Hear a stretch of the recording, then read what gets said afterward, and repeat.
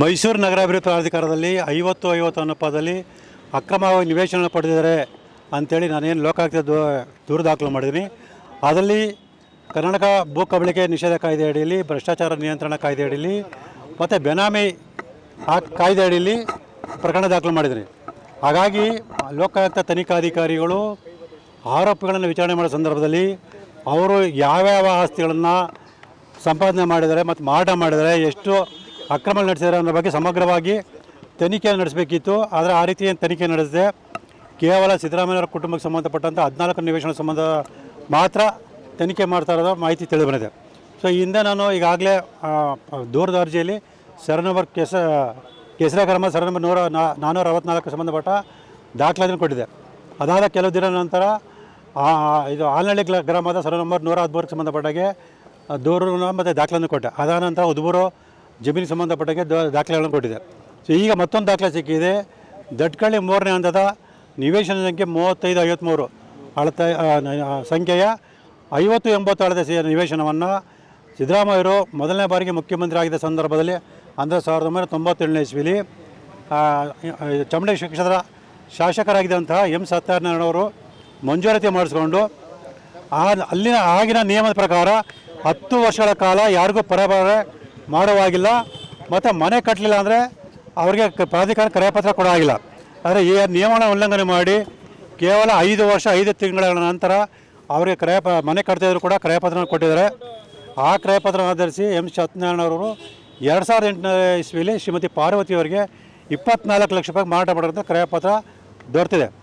ಇದಾದ ಕೇವಲ 6 ವರ್ಷಗಳಲ್ಲಿ ಅಂದರೆ 2014ರಲ್ಲಿ ಶ್ರೀಮತಿ ಪಾರ್ವತಿಯವರು ಶ್ರೀಮತಿ ಸುಲೋಚನಾ ಪಿ ರಮೇಶ್ ಅಂದರೆ ರಮೇಶ್ ಅವರು ಕೂಡ ಕಾಂಗ್ರೆಸ್ ಮುಖಂಡರು, ಅವರ ಹೆಂಡತಿ ಶ್ರೀಮತಿ ಸುಲೋಚನಾ ಅವರ ಹೆಸರಿಗೆ 1 ಕೋಟಿ ರೂಪಾಯಿಗೆ ಮಾರಾಟ ಮಾಡಿದೆ ಅಂತೇಳಿ ಕ್ರಯಪತ್ರ ನೋಂದಣಿ ಮಾಡಿಕೊಂಡಿದ್ದಾರೆ.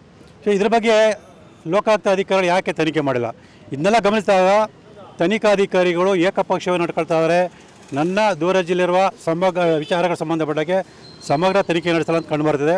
ಹಾಗಾಗಿ ಇವತ್ತು ನಾನು ಈ ದಾಖಲಾತಿಗಳೊಂದಿಗೆ ಒಂದು ಮನವಿ ಪತ್ರ ಕೊಟ್ಟಿದ್ದೀನಿ. ಮತ್ತು ಇಲ್ಲೆಲ್ಲದಕ್ಕಿಂತ ಮುಖ್ಯ ಗಮನಿಸಬೇಕಾದ ಮತ್ತೊಂದು ವಿಷಯ ಏನಂದರೆ, ಏನು ಇಂದಿನ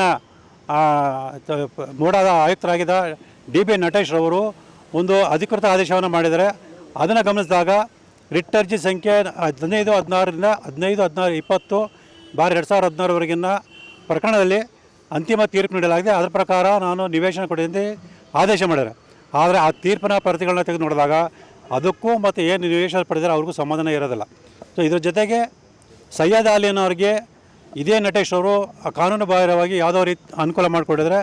ಈ ಹಿನ್ನೆಲೆಯಲ್ಲಿ ಸೈಯದ್ ಅಲಿ ಅವರು ನಟೇಶ್ ಅವರ ಹೆಂಡತಿ ಶ್ರೀಮತಿ ರಶ್ಮಿ ಅವರ ಸೋದರ ಮಾವ ರಾಜಶೇಖರ್ ಎಂಬವರಿಗೆ ಮತ್ತು ಅವ್ರ ಹೆಂಡತಿ ಶ್ರೀಮತಿ ತಾರಾ ಅವರಿಗೆ ಒಂದೊಂದು ನಿವೇಶನ ನೋಂದಣಿ ಮಾಡಿಕೊಟ್ಟಿದ್ದಾರೆ. ಆ ದಾಖಲೆಗಳನ್ನು ಕೂಡ ನಾನು ಲೋಕಾಯುಕ್ತದವರಿಗೆ ಈ ಮನೆ ಪತ್ರದ ಜೊತೆ ಕೊಟ್ಟಿದ್ದೀನಿ. ಸೊ ಇದನ್ನೆಲ್ಲ ಗಮನಿಸಿದಾಗ ಮೂಢ ಅಧಿಕಾರಿಗಳು ಮತ್ತು ರಾಜಕಾರಣಿಗಳು ಅಕ್ರಮವಾಗಿ ನಿವೇಶನ ಪಡೆದಿರೋದು ಮತ್ತು ಕೋಟ್ಯಾಂತರ ರೂಪಾಯಿಗಳನ್ನು ಅಕ್ರಮ ಲಾಭ ಮಾಡ್ಕೊಂಡಿರೋದು ಮತ್ತು ಕೋಟ್ಯಾಂತರ ರೂಪಾಯಿಗಳ ಅಕ್ರಮ ಹಣದ ವ್ಯವಹಾರ ಮಾಡೋದು ಸ್ಪಷ್ಟ ಕಂಡು ಬರುತ್ತೆ. ಇದೆಲ್ಲದರ ಬಗ್ಗೆ ಸಮಗ್ರ ತನಿಖೆ ನಡೆಸಬೇಕು. ಕೇವಲ ಸಿದ್ದರಾಮಯ್ಯವರ ಕುಟುಂಬಕ್ಕೆ ಸಂಬಂಧಪಟ್ಟ 14 ನಿವೇಶನ ಸಂಬಂಧಪಟ್ಟಂತೆ ಮಾತ್ರ ತನಿಖೆ ನಡೆಸಬಾರ್ದು. ಆ ರೀತಿ ಏನಾರು ತಾವು ನಡೆಸಿದ್ರೆ ನೀವು ಏಕಪಕ್ಷವಾಗಿ ನಡೆಸ್ಕೊಂಡಿದ್ರೆ, ಕರ್ತವ್ಯ ಲೋಪ ಎಸಗಿದ್ರೆ, ಆರೋಪಣೆ ರಕ್ಷಣೆ ಮಾಡೋಕ್ಕೋಸ್ಕರ ಈ ಕೃತ್ಯ ಮಾಡಿರ ಅಂತೇಳಿ ನಿಮ್ಮ ವಿರುದ್ಧ ಕೂಡ ಕಾನೂನು ಕ್ರಮ ತಗೊಳ್ಬೇಕಂತೇಳಿ ನಾನು ತನಿಖಾಧಿಕಾರಿಗೆ ಎಚ್ಚರಿಕೆಯನ್ನು ಕೂಡ ಕೊಟ್ಟಿದ್ದೀನಿ. ಸರ್, ಜನಪ್ರತಿನಿಧಿಗಳ ನ್ಯಾಯಾಲಯ ಹಿಡಿಯುವುದು 14 ನಿವೇಶನ ಸಂಬಂಧಪಟ್ಟಂತೆ ತನಿಖೆ ಮಾಡಿ ಅಂತ ಅವರು ಬೇರೆದೇನು ಹೇಳಿಲ್ಲ.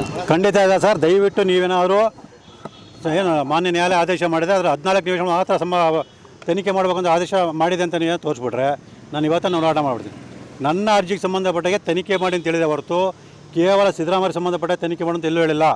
ನನ್ನ ಖಾಸಗಿ ದೂರರ್ಜಿಯ 52ನೇ ಖಂಡಿಕೆಯಲ್ಲಿ ಸ್ಪಷ್ಟವಾಗಿ ನಾನು ಮನವಿ ಮಾಡ್ಕೊಂಡಿದ್ದೀನಿ. ಈ ಒಂದು ಉದಾಹರಣೆಗೆ ಇದೇ ರೀತಿ 5,000 ಕೋಟಿ ರೂಪಾಯಿಗಿಂತ ಹೆಚ್ಚಿನ ಅಕ್ರಮ ಹಣ ವ್ಯವಹಾರ ನಡೆದಿದೆ. ಇದೆಲ್ಲದರ ಬಗ್ಗೆ ಸಮಗ್ರ ತನಿಖೆ ನಡೀಬೇಕಂತ ನಾನು ತಿಳಿಸಿದ್ದೀನಿ. ಅದೇ ಪ್ರಕಾರ ನನ್ನ ದೂರಜಿಯಲ್ಲಿರೋಂಥ ಅಂಶಗಳಿಗೆ ತನಿಖೆ ಮಾಡಿ ಅಂತೇಳಿ ಮಾನ್ಯ ನ್ಯಾಯಾಲಯ ಆದೇಶ ಮಾಡಿದೆ ಹೊರತು ಕೇವಲ ಸಿದ್ದರಾಮಯ್ಯ 14 ನಿಮಿಷ ಮಾತ್ರ ತನಿಖೆ ಮಾಡಿ ಅಂತ ಎಲ್ಲೂ ಹೇಳಿಲ್ಲ. ಸರ್, ನೀವು ಆ್ಯಡ್ ಆನ್ ಮಾಡ್ಕೊಂಡು ಬರ್ತಾ ಇದ್ದೀರಿ. ಈಗ ಆಲ್ರೆಡಿ ಅವ್ರು ಸಬ್ಮಿಟ್ ಮಾಡಿಬಿಟ್ಟು ಸರ್, ರಿಪೋರ್ಟ್ ಸಬ್ಮಿಟ್ ಮಾಡಿದ್ದಾರೆ ಸರ್. ಖಂಡಿತವಾಗ್ಲೂ ಮಾನ್ಯ ನ್ಯಾಯಾಲಯಕ್ಕೆ ಅಂತಿಮ ವರದಿ ಸಲ್ಲಿಸಿಲ್ಲ.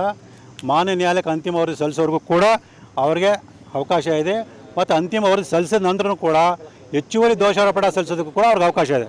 ಹಾಗಾಗಿ ಮಾನ್ಯ ನ್ಯಾಯಾಲಯ ತೀರ್ಪು ಕೊಡೋರು ಕೂಡ ತನಿಖೆಯನ್ನು ಮುಂದುವರ್ಸ್ಕೊಂಡು ಹೋಗೋದಕ್ಕೆ, ಅಂತಿಮ ವರದಿಗಳನ್ನು ಸಲ್ಲಿಸೋದಕ್ಕೆ ತನಿಖಾಧಿಕಾರಿಗೆ ಅವಕಾಶ ಇದೆ. ಒಂದೇ ಸಲ ಅವರು ಅಂತಿಮ ವರದಿ ಸಲ್ಲಿಸಿದ ತಕ್ಷಣ ಮುಗಿದೋಯ್ತು ಅಂತೇಳಿ ಅಲ್ಲ.